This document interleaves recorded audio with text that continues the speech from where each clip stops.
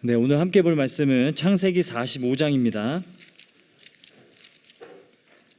창세기 45장 1절에서 8절까지 말씀입니다.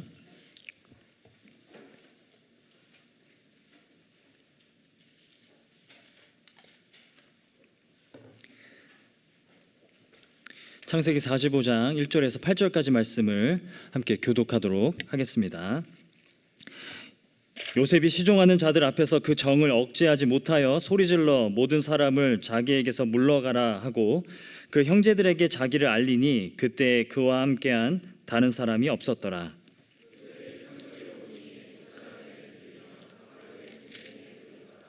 요셉이 그 형들에게 이르되 나는 요셉이라. 내 아버지께서 아직 살아 계시니까 형들이 그 앞에서 놀라서 대답하지 못하더라.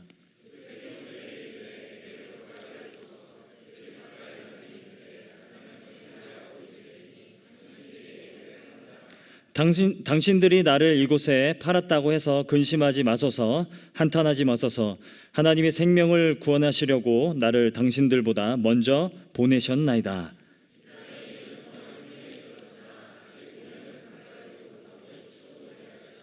하나님이 큰 구원으로 당신들의 생명을 보존하고 당신들의 후손을 세상에 두시려고 나를 당신들보다 먼저 보내셨나니 그런즉 나를 이리로 보낸 이는 당신들이 아니요 하나님이시라. 하나님이 나를 바로에게 아버지로 삼으시고 그 온 집의 주로 삼으시며 애굽 온 땅의 통치자로 삼으셨나이다. 아멘. 계속해서 그리스도인의 용기라는 주제로 함께 말씀을 나누고 있습니다. 오늘 네 번째 시간인데요.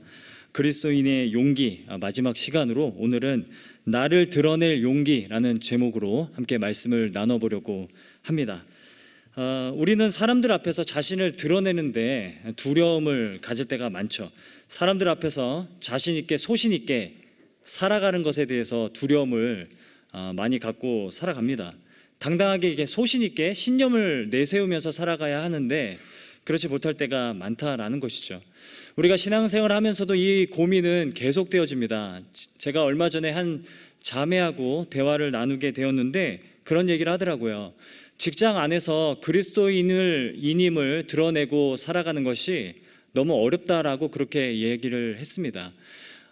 직장 생활을 하다 보면 이렇게 술자리나 그런 회식 자리도 많고 그럴 때 내 신앙의 양심상 술을 마시면 안 될 것 같은데 이 술을 거절하는 것도 참 어렵다라는 그런 얘기도 했고, 그리고 내가 이렇게 술을 거절하면 분위기를 망치게 될 텐데 이렇게 다른 사람들의 분위기까지 망치면서 내가 술을 안 마시는 게 이게 과연 옳은가라는 확신이 잘 서지 않는다라는 고민을 저에게 털어놓은 적이 있습니다. 그뿐만 아니라 직장 안에서 소신 있게 정직하게 늘 진실되게 당당하게 그렇게 생활을 해야 하는데 그렇게 살아가는 것이 너무 어렵고 또 다른 사람들이 나를 어떻게 생각할지 그 비판하고 평가할지 두려워서 굉장히 두려움이 많을 때가 많다고 그런 얘기를 하더라고요.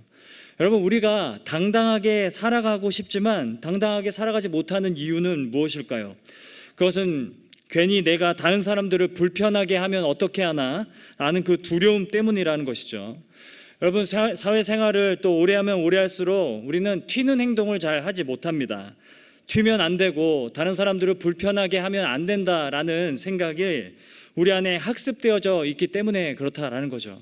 이게 너무나 당연하고 이게 너무나 참되고 이게 너무나 진실된 일인데도 그 소신을 자신 있게 이야기하는 것도 우리는 너무 어려운 그런 시대를 살아가고 있다라는 것이죠. 제가 사역자로 부임하고 얼마 되지 않았을 때 이제 목사님들하고 다 같이 추어탕 집에 갔습니다. 추어탕 집에 갔는데 여기 아줌마 여기 추어탕 13개 주세요. 이렇게 이제 목사님 말씀하셨는데 제가 저 돈가스 먹겠습니다라고 이렇게 손을 들었어요. 근데 이제 다른 목사님들이 굉장히 눈치를 주는 거예요. 무슨 추어탕 집에서 돈가스를 먹어? 막 이렇게 막 눈치를 주시는 거예요. 저는 그냥 소신껏 돈가스를 주문했는데 그게 다른 사람들을 불편하게 하더라고요. 그런데 그럼에도 불구하고 저는 굽히지 않고 계속 그 추어탕집 갈 때마다 지금까지 계속 단호박 치즈 돈가스를 계속 시키고 있습니다. 우리는 그런 인식이 우리 안에 있어요. 튀는 결정과 행동은 철이 없다라는 인식이 있어요. 그래서 이 추어탕집에서 돈가스 하나 시키는 것도 이렇게 눈치가 보인다라는 거죠. 근데 참 신기한 게 좀 시간이 좀 흐르면서 추어탕집에 같이 가도 이제는 돈가스를 시키는 목사님들이 많이 늘어났습니다. 제가 송지수 목사님이 어떠한 메뉴를 고르시는지를 이렇게 지켜봤는데요. 추어탕을 고르시더라고요. 네, 아무튼 그렇습니다. 당당하게 살지부터 맥락이 이렇게 이어지네요. 죄송합니다. 네. 다음 주가 걱정되는데, 네, 당당하게 살지 못하는 큰 이유는요, 이거보다 더 큰 이유는 무엇이냐면, 과연 내가 일관적으로 살 수 있을까? 나는 이렇습니다, 나는 이렇게 생각합니다 라고 생각하면 계속 그렇게 살아야 되잖아요.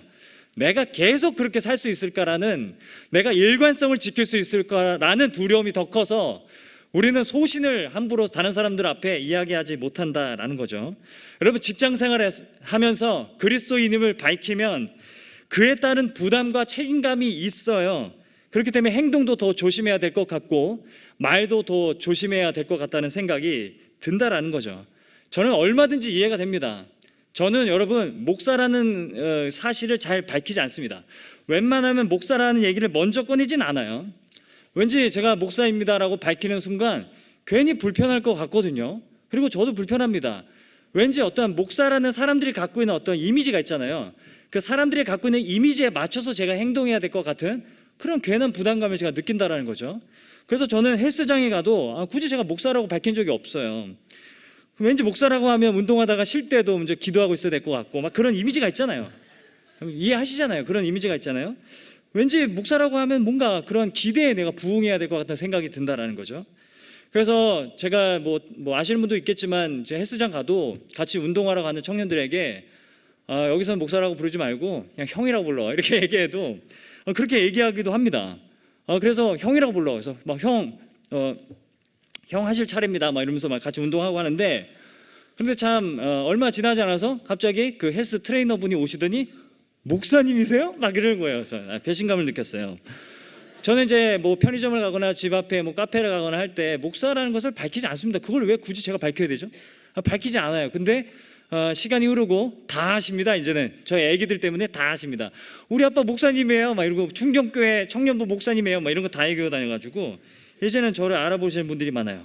제 자신을 드러내면 그만큼 저에게 따르는 부담감과 책임이 더 가중됩니다. 그렇기 때문에 우리는 우리의 소신이나 우리 안에 있는 내면을 제대로 다른 사람들한테 밝히는 것을 두려워한다라는 거죠. 이처럼 다른 사람들과 다르게 살아가면 우리는 두려워하죠. 그리고 내가 말하는 대로 계속 살아갈 수 있을까라는 생각이 있어서 두려워서 우리는 대부분 우리의 신념과 우리의 가치관들을, 우리 믿음을 감추며 살아가고자 한다라는 것입니다. 여러분, 이와 같은 현실 속에서 우리가 그리스도인답게 그리스도인 다음을 내세우면서 우리가 살아간다는 것은 참으로 어려운 일이죠. 그렇기 때문에 우리는 더욱 담대하게 자신을 드러낼 용기가 필요한 겁니다. 여러분, 오늘 본문으로 갈게요. 오늘 우리가 펴온 창세기 45장을 보면 요셉 이야기가 계속 진행되고 있습니다. 여러분, 우리가 계속해서 요셉 이야기를 보고 있는데, 요셉과 형제들 사이에 이제 용서와 화해가 이루어져 가고 있죠. 요셉은 형들에게 어떤 변화가 일어나고 있는지를 관찰하기 위해서 자신이 요셉이라는 사실을 숨기고 자신이 애굽의 총리인 것처럼, 총리라는 사실만 내세우면서 그렇게 관찰하죠. 그리고 요셉은 형들의 모습을 관찰합니다.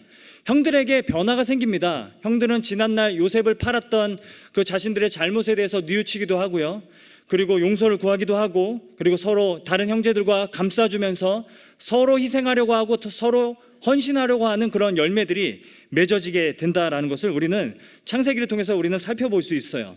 요셉이 언제까지 자신이 요셉이라는 사실을 감추려고 했는지 그 계획을 우리가 알 수는 없지만, 오늘 본문, 우리가 읽은 본문 45장 1절을 보면 요셉은 드디어 자기의 감정을 주체하지 못하고 자신을 알립니다. 우리 45장 1절 말씀을 우리 다시 한번 한 목소리로 한번 읽어보도록 하겠습니다. 시작.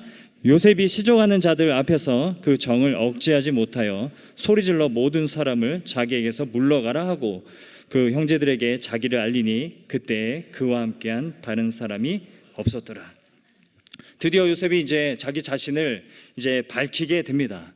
그러면서 여러분 3절을 보시면요, 이제 요셉이 자신을 밝히는데, 요셉이 그 형제들에게 이르되 나는 요셉이라 라고 드디어 요셉을, 자기가 요셉임을 이제 밝히게 된다라는 것이죠. 여러분, 나는 요셉이라, 이 한 문장의 무게감이 얼마나 큽니까? 나는 요셉이라, 형들이 팔았던 그 요셉입니다. 여러분, 그 팔았다는 사실은 요셉과 형제들만 알고 있는 사실이에요. 요셉의 아버지인 야곱도 요셉은 그냥 짐승에게 찢겨서 죽은 줄 알고 있어요. 요셉은 자신을 드러냅니다. 요셉은 이미 이제는 자신을 밝혔기 때문에 형제들과의 불편함을 감수해야 합니다. 형제들이 느끼는 그 미안함과 어려움을 함께 감수해야 되는 상황에 이르게 된 거죠. 이제 요셉은 자신을 밝혔기 때문에 이제 앞으로는 애굽의 총리라는 그 부담감뿐만 아니라 형제들의 동생이라는 그 부담감, 그리고 한 아버지의 아들이라는 책임감을 또 떠안고 살아가야 되는 의무가 생기는 겁니다. 이제 요셉은 자신을 밝혔기 때문에 앞으로 자신이 애굽의 총리직을 감당하는 데 있어서도 부담이 생기게 되죠. 애굽 사람들이 매우 천하게 여기는 히브리인이라는 사실이 더 공개적으로 드러나기 때문에 요셉은 자신이 요셉이라는 것을 밝힌 이후부터 더 많은 부담과 더 많은 책임감과 더 많은 의무감에 휩싸이게 된다는 것입니다. 여러분, 우리는 이런 비슷한 고민을 우리가 신앙생활을 하면서 많이 접하게 되죠. 여러분, 우리에게는 분명 그리스도인이라는 정체성이 있습니다. 그리고 복음이라는 신념과 가치관이 우리들에게 다 있죠. 그런데 그 신념과 가치관을, 우리의 정체성을 이 세상에서 드러내며 살아가기는 매우 두려운 것입니다. 여러분, 요즘 그 가면사회라는 용어를 우리가 심심치 않게 듣게 되는데요. 그 김남도 교수님 그 팀이 매년 이제 한 해에 어떤 소비 트렌드를 조사해서 다음 한 해의 소비 경향 트렌드를 예측하는 그 트렌드 코리아라는 그 책을 매년 발간하고 있습니다. 이 트렌드 코리아 2020 이 책이 나왔는데요. 그 트렌드 코리아 2020을 보면 여러분, 내년 키워드가 뭔지 아십니까? 내년 핵심 키워드가 이거예요. 멀티 페르소나. 이 멀티 페르소나가 여러 개의 가면이라는 뜻을 갖고 있어요. 그러니까 사람들은 다 여러 개의 가면을 다 쓰고 다닌다는 거죠. 교회에서의 가면, 직장에서의 가면, 가정에서의 가면, 이런 가면들을 사람들이 다 쓰고 다니는데, 사람들은 이 가면 뒤에 숨겨져 있는 그 정체성, 진짜 나의 모습, 진짜 너의 모습을 사람들이 궁금해한다라는 것이죠. 그것이 내년 한 해를 바라보는 그 키워드라고 그 트렌드 코리아에서 이야기를 합니다. 여러분, SNS, 그 소셜 네트워크를 연구하는 그 사람들에 의하면, 실험에 따르면 사람들은 처음에 페이스북이나 인스타그램을 시작할 때는 자신을 당당하게 드러내고 싶어서 그 SNS를 시작한대요. 그런데 시간이 지나면 지날수록 점차 내 자신을 있는 그대로 솔직하게 드러내려고 SNS를 하기보다는 다른 사람들이 원하는 모습에 내가 맞춰주기 위해서, 부응하기 위해서 SNS를 하게 된다라는 것이죠. 그러면서 사람들이 SNS 상에서도 가면을 쓰더라라는 겁니다. 예를 들면 이런 겁니다. 회사에서는 분명히 해고를 당했어요. 그런데 페이스북에는 뭐라고 남기냐면, 내가 내 꿈을 위해 사직서를 던졌다, 이렇게 적는다라는 거죠. 그러면서 이제 이미지로 도비는 자유예요, 그 이제 이미지를 이렇게 올려놓는다는 겁니다. 그럼 도대체 도비가 누구죠? 설교 준비하면서 도대체 도비가 누굴까라는 생각을 했어요. 나중에 도비가 누군지 저에게 알려주시면 감사하겠습니다. TV를 보더라도 리얼 토크쇼라고 하는데 그게 진짜 리얼일까요? 그냥 리얼을 연출하는 게 아닐까라는 생각이 든다라는 거죠. 이렇게 점점 사람들은 이 SNS나 미디어가 주는 위선과 가식에 지쳐가고 있는 겁니다. 정말 너의 그 가면 뒤에 숨겨져 있는 진짜 너의 모습은 무엇이냐, 너무 궁금해하고, 나는 어떤 가면을 쓰고 있을까라는 것에 대해서 궁금해하기 시작한다라는 거죠. 이와 같은 세상에서 우리가 진실되게, 더 당당하게 우리 자신을 내세우면서 드러내면서 살아간다는 것이 정말 어려운 일이라는 거죠. 자신을 드러낸다면 여러분, 분명히 약점도 드러나게 되어 있는 겁니다. 그런데 여러분, 사람들이 내 약점을 가지고 무시하거나 이 약점을 가지고 낙인을 찍을까 봐 우리는 두렵게 여기며 살아간다라는 겁니다. 그래서 우리는 어떻게 생각해요? 소극적으로 무리를 일으키지 않고, 그리고 언제까지나 진실하게 살 자신도 없으니 그냥 가면을 쓰고 가면 뒤에 숨자라고 생각한다라는 것이죠. 배트맨 같습니다.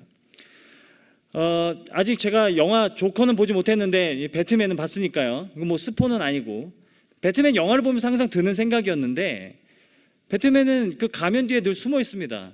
왜 그럴까를 그 연구한 사람들도 있더라고요. 이 철학자들이 배트맨은 왜 가면을 쓰고 있을까라는 것을 책으로 낸 것도 있어요. 그 책을 뭐 사서 본 건 아니고 그냥 이 블로그 포스팅을 이제 읽은 적이 있는데, 배트맨이 왜 가면 뒤에 숨냐면요, 계속 영웅적으로 살아가는 게 너무 자신이 없다라는 거예요. 그냥 드러내놓고 영웅적으로 살아가기에는 너무 영웅으로 이 세상을 살아가는 게, 너무 타락한 세상을 살아가는 게 너무 외롭고 힘들기 때문에 가면을 쓰고 밤에만 활동한다라고 그렇게 분석을 하더라고요. 우리에게도 그렇다는 거죠. 여러분, 그리스도인으로 살아갈 때 여러분 일관되게 그리스도인답게 그렇게 살아가는 게 과연 가능할까요? 우리는 그런 두려움이 있기 때문에 그냥 가면 뒤에 우리가 숨기고 살아갈 때가 많다라는 겁니다. 우리가 이런 세상 가운데서 이런 생각을 하며 살아가다 보니까 정작 어느 순간에는 내 소신은 뭐였지? 내가 믿고 있는 건 뭐였지? 내가 가지고 있는 내 생각은 뭐였지? 우리가 그 생각을 알 수 없는 그런 지경에 이르게 된다라는 거예요. 여러분, 결정에 있어서도 우리는 매우 두려워합니다.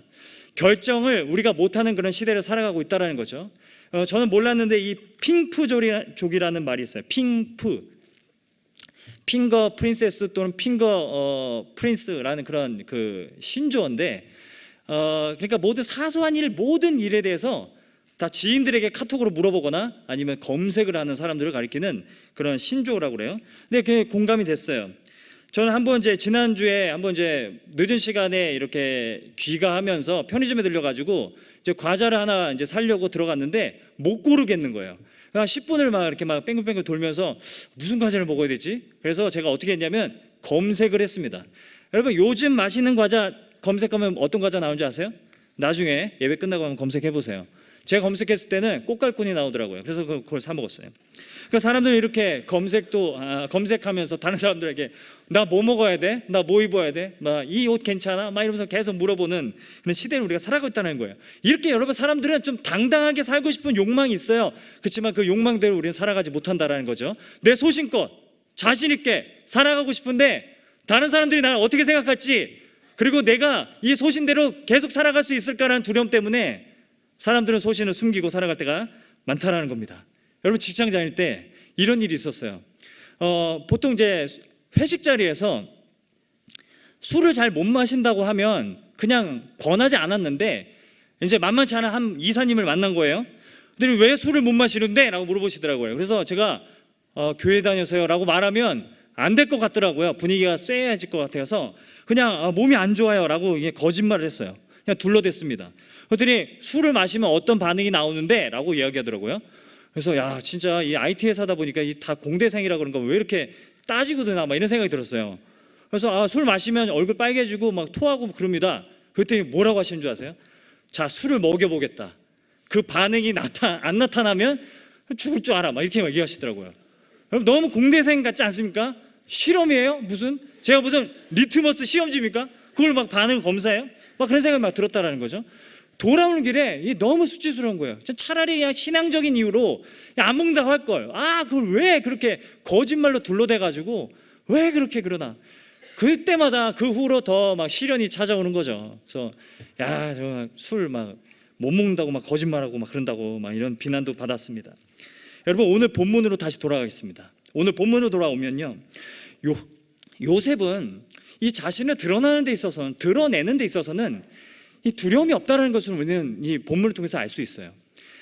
다른 내용은 뭐 나중에 우리가 살펴본다 하더라도 오늘 이 본문에서 요셉이 자신을 드러내는 데 있어서 전혀 두려움이 없다는 것을 우리가 알 수 있습니다. 여러분, 요셉이 이렇게 당당할 수 있는 이유가 무엇일까? 요셉의 인생을 보면요, 처음부터 끝까지 당당합니다. 그런데 무엇이 요셉으로 하여금 이렇게 당당함을 갖게 하였을까라는 생각을 해보게 된다는 거예요. 그런데 요셉의 고백 속에 그 답을 찾을 수가 있습니다. 우리 5절을 우리 한번 읽어보도록 하겠습니다. 5절을 같이 한번 읽겠습니다. 시작. 나를 이곳에 팔았다고 해서 근심하지 마소서, 한탄하지 마소서. 하나님이 생명을 구원하시려고 나를 당신들보다 먼저 보내셨나이다. 여러분 보시면 하나님이 보내셨나이다 라고 고백한다라는 거예요. 여러분, 하나님이 보내시는 게 맞습니까? 여러분, 형제들이 판 거 아닙니까?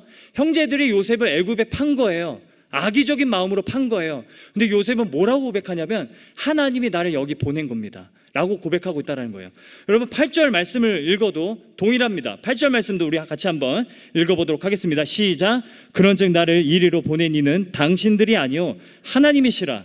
하나님이 나를 바로에게 아버지로 삼으시고 그 온 집의 주로 삼으시며 애굽 온 땅의 통치자로 삼으셨나이다. 8절에 보면 그런즉 나를 이리로 보낸 이는 당신들이 아니라 하나님이십니다 라고 요셉이 고백하고 있다는 겁니다. 여러분 요셉이 무엇을 믿고 있는지를 보여주는 건데, 요셉이 무엇을 믿고 있었냐면 요셉은 이 세상의 모든 일들이 다 하나님의 뜻 가운데서 결정되어지고 일어난다는 것을 믿었다라는 거예요. 여러분 이것을 하나님, 우리의 모든 결정과 모든 선택과 이 세상에 일어나는 모든 일들이 다 하나님의 뜻 가운데서 일어난다라는 말을 신학적인 용어로 하나님의 작정이라고 합니다. 이 하나님의 작정을 요셉이 믿고 있었다는 겁니다. 이 세상의 모든 일들은 다 하나님의 뜻 가운데 일어난다고 요셉이 믿고 있었다라는 것이죠. 여러분 그렇다고 우리가 오해해서는 안 됩니다. 모든 것이 하나님의 뜻 가운데 이루어진다고 해서 하나님이 우리가 할 모든 결정과 선택들을 다 미리 정해 놓으셨다라고 얘기하는 것은 오해라는 거예요. 하나님은 제가 오늘 저녁에 어떤 음식을 먹을지조차 다 정해 놓으셨다고 말한다면 그거는 틀린 말이 됩니다. 여러분 이슬람은요 이 숙명론을 믿습니다. 이 숙명론이 무엇이냐면 신이 모든 것을 다 결정해 놨다라고 믿는 게 그게 숙명론이에요. 그래서 이슬람 사람들은 교통사고가 나도 다 알라의 뜻이라고 이야기합니다. 사람을 한 대 쳐도 한 대 치고도 이건 다 알라의 뜻이라고 이야기하는 것, 그렇게 생각하는 것이 숙명론이에요. 그런데 하나님의 작정은 이 숙명론하고 좀 다릅니다. 작정은요 무엇이냐면 하나님께서 우리에게 자유의지로 모든 것을 결정하고 선택하게 하셨습니다. 하지만 하나님께서 우리의 모든 결정과 선택을 통하여서 반드시 선을 이루어 가신다라는 것이 그게 하나님의 작정이라는 거예요. 그래서 두 가지가 공존하는 것이죠. 우리의 자유의지, 우리가 자유롭게 선택할 수 있는 의지와 또 하나님은 우리의 모든 결정들을 통하여서 반드시 선으로 이루어 가시는 그 의지가 공존한다는 것이 이게 작정이라는 거예요. 그래서 웨스트민스터 신앙고백서를 보게 되면은 이와 같은 내용을 이야기합니다. 하나님은 모든 일들을 자유롭게 그리고 불변하게 작정을 하셨는데 그렇지만 제2 원인들의 자유나 우연성을 제거하지 않으시고 오히려 세우셨다라고 이렇게 정리가 되어 있다라는 것이죠. 하나님은 모든 것을 합력하여 선을 이루신다라는 겁니다. 로마서 8장 28절 말씀을 보게 되면 우리가 알거니와 하나님을 사랑하는 자 곧 그의 뜻대로 부르심을 입은 자들에게는 모든 것이 합력하여 선을 이루느니라. 여러분 우리가 자유롭게 선택하고 결정하지만 하나님은 우리가 하는 결정과 선택들을 통하여서 하나님의 선을 이루어 가신다고 이야기하는 것이 그것이 하나님의 작정이고 그것이 하나님의 섭리라는 것이죠. 여러분 우리는 이 사실을 우리는 믿고 살아갑니다. 여러분 이 사실을 우리가 다 믿고 살아가고 있죠. 하지만 우리의 반응은 그러면 그냥 아무렇게나 다 결정하며 살아가도 되는구나 라고 생각할 때가 많고 가끔은 그냥 내가 죄를 지어도 되는구나 라고 생각하는 것이 일반적인 생각일지 모르겠지만 아닙니다. 오히려 우리가 하나님의 작정을 올바르게 믿는다면 우리의 생각이 바뀌어야 한다는 거예요. 우리가 아무리 악하게 살아도 하나님은 선으로 바꾸시겠지 안일하게 생각할 것이 아니라 오히려 우리는 하나님의 작정을 믿는다면 더 당당하게 이 세상에서 살아갈 수 있다라는 것이죠. 하나님의 섭리가 더 용기 있게 살아갈 수 있도록 만들어 줍니다. 여러분 우리가 하는 모든 선택들을 통해서 하나님은 결국 선으로 인도하시고 선으로 이끌으시는 하나님이라는 것을 우리가 믿는다면 우리가 이 세상을 살아가면서 우리는 계속해서 선을 결정하고 진실됨을 결정하고 거룩함을 결정하면서 살아갈 수 있게 된다라는 거죠. 어떤 억울함이 있다 하더라도 어떤 부당함이 있다 하더라도 어떤 고난이 우리에게 온다 하더라도 우리는 계속해서 하나님의 작정을 믿고 우리는 끊임없이 선을 선택하며 살아갈 수 있게 되더라라는 것입니다. 여러분 요셉은 이걸 믿는 사람이었어요. 하나님은 모든 것이 합력하여 선을 이루시는 분이라는 것을 요셉이 믿었기 때문에 그동안 요셉은 당당하게 살아온 겁니다. 형들 앞에서도 당당하게 살았던 거고 보디발의 집에서나 감옥 안에서도 요셉은 진실되게 당당하게 살아온 겁니다. 하나님은 모든 것을 합력하여 선을 이루신다는 것을 믿었기 때문에 요셉은 어떤 상황 가운데서도 굴하지 않고 당당하게 살 수 있었다는 것을 보여주고 있는 겁니다. 여러분, 이 사실을 보여주는 또 하나의 스토리가 있습니다. 우리 마태복음으로 한번 넘어가 보도록 하겠습니다. 마태복음 26장으로 한번 넘어가 보겠습니다. 신약 성경 48면에 있는데요, 마태복음 26장을 한번 보겠습니다. 마태복음 26장 69절부터 75절까지 함께 교독하도록 하겠습니다. 마태복음 26장 69절부터 75절까지 우리 한번 교독하도록 하겠습니다. 제가 먼저 읽겠습니다. 베드로가 바깥들에 앉았더니 한 여종이 나와 이르되 너도 갈릴리 사람 예수와 함께 있었도다 하거늘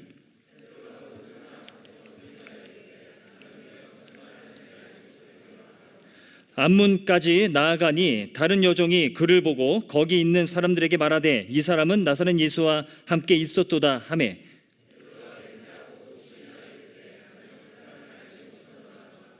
조금 후에 곁에 섰던 사람들이 나와 베드로에게 이르되 너도 진실로 그 도당이라 내 말소리가 너를 표명한다 하거늘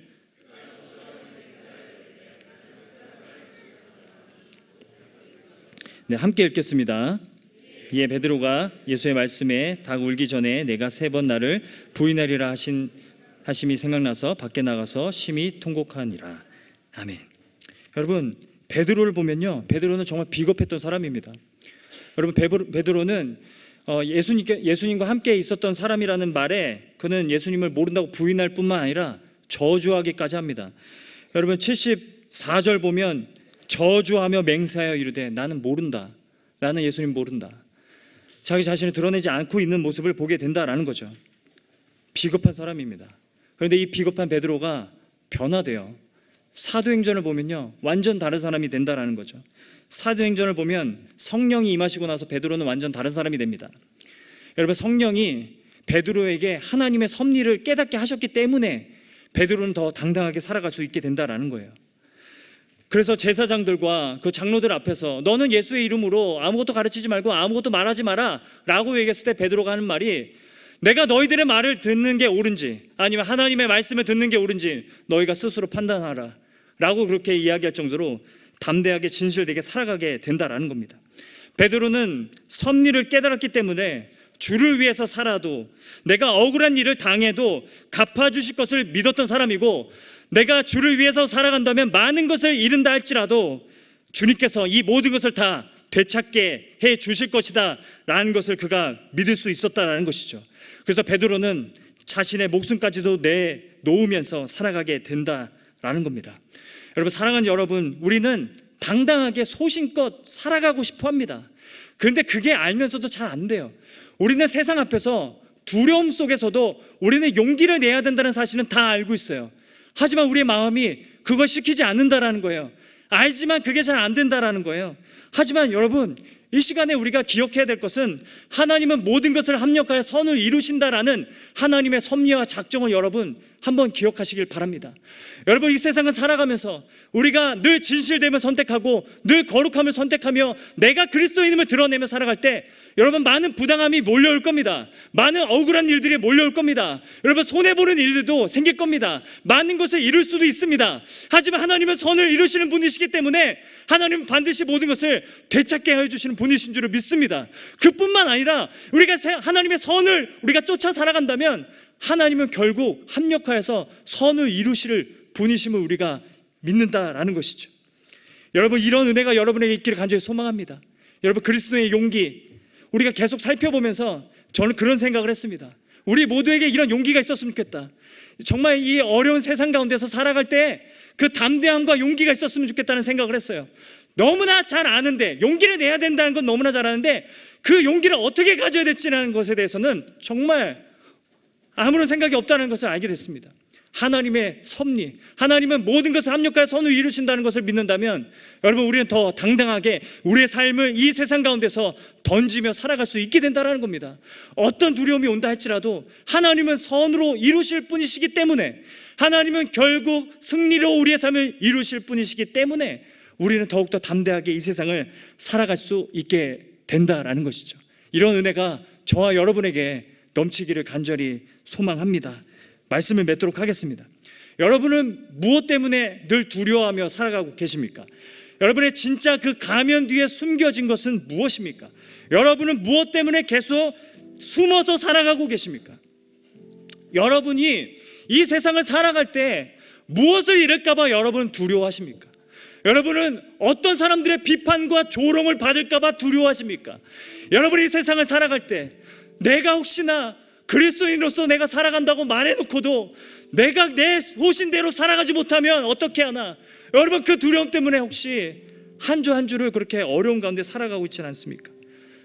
제가 오래전에 선교단체에서 훈련을 받을 때 이런 강의를 들은 적이 있습니다. 마지막 시간이었는데 그런 얘기를 하시더라고요. 선교사들이 선교지로 파송이 되면요, 현지인들에게 많이 사기도 당하고, 그리고 많이 모함도 당하고, 억울하고, 그리고 억울한 일들을 많이 당한다라는 이야기를 들었어요. 아파트를 알아봐 준다고 해놓고는 가면은 다른 사람이 살고 있던 집이고, 그렇게 해서 모함을 당하거나 사기를 당하거나 억울한 일을 당하는 일들이 비일비재하다라는 얘기를 들은 적이 있습니다. 그런데 이런 얘기를 하시더라고요. 그런데 그럴 때마다 사기 당해도 괜찮고 억울한 일 당해도 괜찮고 다 괜찮으니까 우리 선교단체에서 다 책임져 드릴 테니까 이거 한 가지만 기억하십시오. 아무리 이 세상에서 부당한 일을 당한다 할지라도 제발 그 그리스도인 다움은 잃어버리지 마십시오 라고 그렇게 얘기하더라고요. 여러분, 우리에게는 모든 것을 책임져 주시는 하나님 아버지가 계십니다.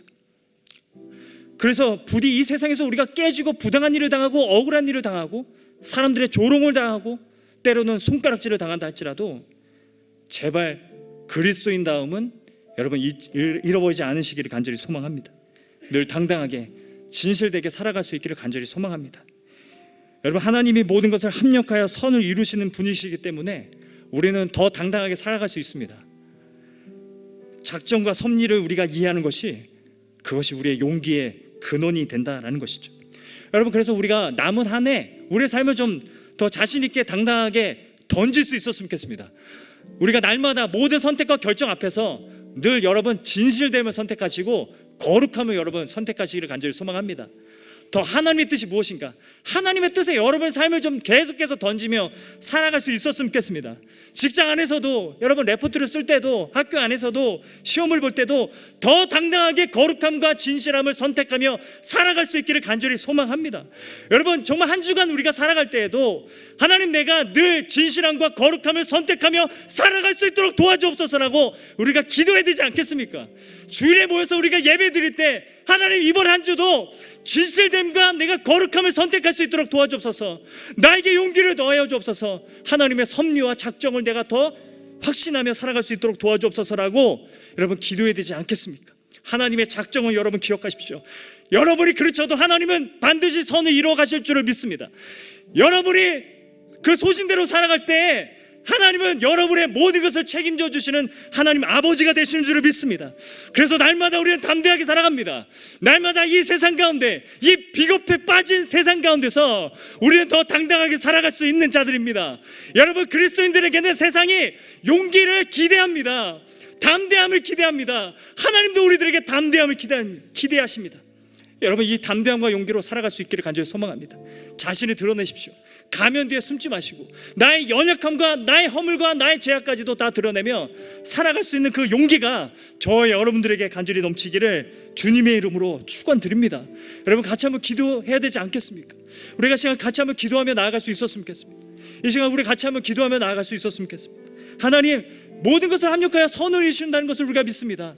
하나님, 그래서 내가 용기를 내어서 내가 살아가게 하여 주옵소서. 우리 시간에 같이 한번 우리 눈을 감고 우리가 같이 한번 기도하며 나아갈 때 하나님이여 내 삶에 이번 한 주 살아갈 때 두려움 가운데서도 내가 용기를 잃어버리지 않게 하여 주옵소서.